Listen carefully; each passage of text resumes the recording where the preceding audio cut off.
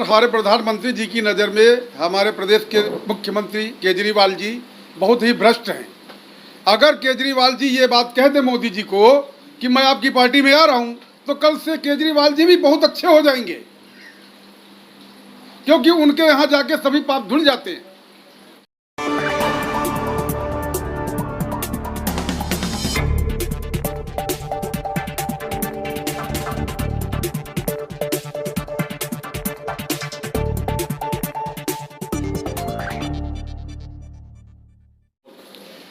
नमस्कार, news net Bharat में आपका बहुत बहुत स्वागत और मैं हूं सुरेश झा। जो प्रधानमंत्री नरेंद्र मोदी देश में भ्रष्टाचार को खत्म करने की बात कहते थे, जो प्रधानमंत्री नरेंद्र मोदी भ्रष्टाचारियों को जेल पहुंचाने की बात करते थे, लेकिन आज वही प्रधानमंत्री नरेंद्र मोदी ने भ्रष्टाचारियों से समझौता कर लिया है। ये हम नहीं कहते हैं, बल्कि महाराष्ट्र में जो सियासती उठापटक हुई है उससे तो यही साबित होता है। आज हम इसी विषय पर कुछ लोगों से उनकी राय पूछेंगे, ये जानने की कोशिश करेंगे कि आखिर मोदी साहब की मजबूरी क्या थी कि जिन लोगों के खिलाफ सीबीआई में, ईडी में जांच चल रही है, लाखों करोड़ों के घपले के आरोप हैं, लेकिन आज वही सरकार में शामिल हो चुके हैं, मंत्री बन चुके हैं, उप मुख्यमंत्री बन चुके हैं। आइए हम बातचीत करते हैं, लोगों से जानने की कोशिश करेंगे कि आखिर सियासती उठापटक के बीच, सरकार बनाने के बीच ये जो भ्रष्टाचारी को जो सरकार में शामिल किया जाता है उसके बारे में इनका क्या कहना है। क्या नाम है आपका? प्रदीप घोष।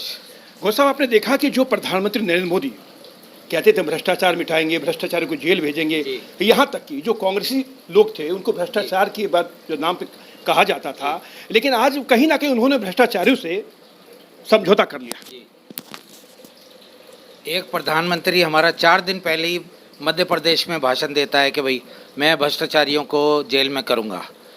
किसी पे 700 करोड़ का घोटाला, किसी पे 900 करोड़ का घोटाला, लेकिन 4 दिन बाद ही उनको अपनी पार्टी में शामिल कर लेता है तो वो धुल जाते हैं। इसलिए हम वॉशिंग पाउडर कह रहे हैं उनके नाम से। इसलिए जो उनकी पार्टी में गया और वो धुल गया। मार्केट में सारी त्राही त्राही हो रही है, सारी चीज़ें महंगी हो रही हैं। टमाटर का भाव 140 रुपये। मैं 70 साल का हो गया हूँ, सीनियर सिटीजन हूँ, लेकिन मैंने अपनी लाइफ में इतनी महंगाई कभी नहीं देखी। चलिए ये बताइए कि अजीत पवार, छगन भुजबल, इन पे सीबीआई और ईडी की कार्रवाई चल रही है और ऐसे में इनके खिलाफ कार्रवाई ना करके इनको सरकार में शामिल कर लिया गया, तो क्या कहेंगे एज ए लेमैन, आप क्या कहेंगे कि अब इनके खिलाफ कार्रवाई होगी? मुझे नहीं लगता जी इनके खिलाफ कोई कार्रवाई होगी, क्योंकि जो भी मोदी टीम में चलता जाता है उसके पाप धुल जाते हैं।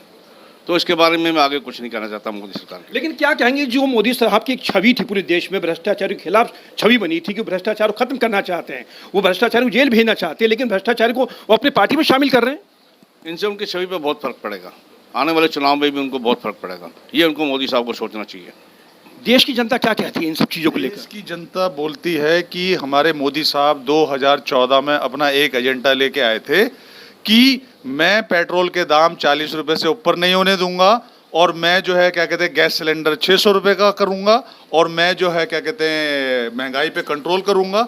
आज जनता बदल चुकी है और हमारे देश के प्रधानमंत्री हैं जो इन छोटी चीज़ों पे नहीं ध्यान दे रहे, और यही छोटी चीज़ आने वाले टाइम में 2024 के इलेक्शन में इनको इसका भुगतान करना पड़ेगा।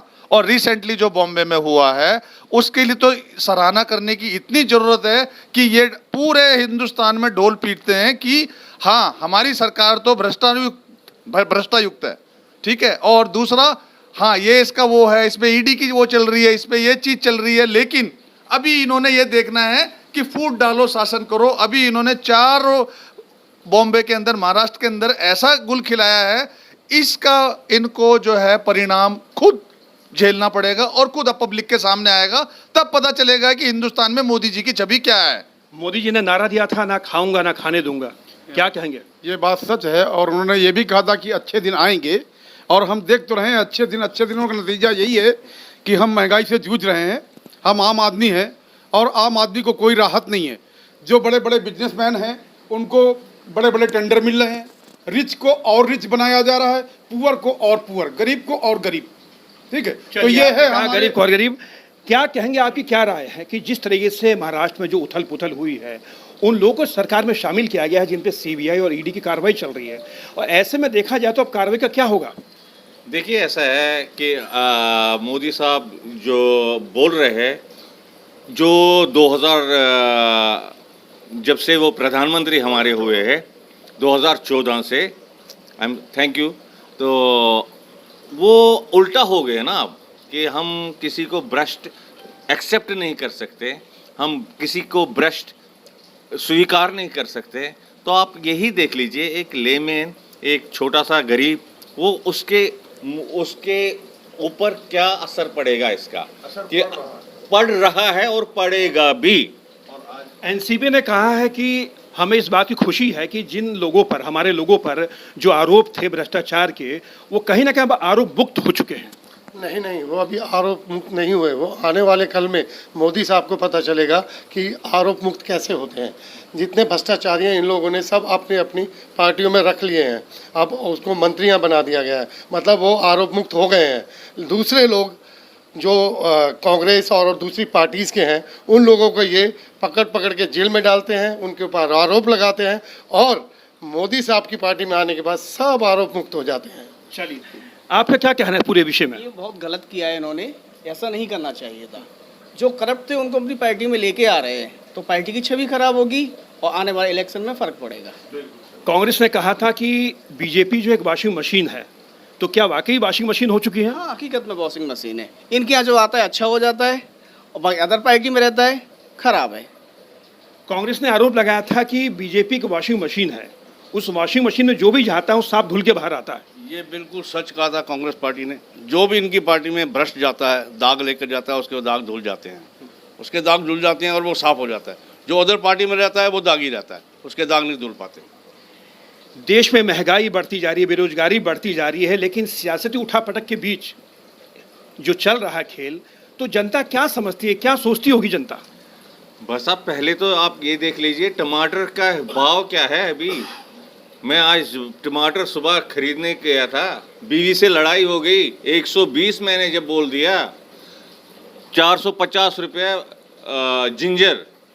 ये तो भाई साहब हमारे हम मिडिल क्लास के लिए कि it is very hard to understand.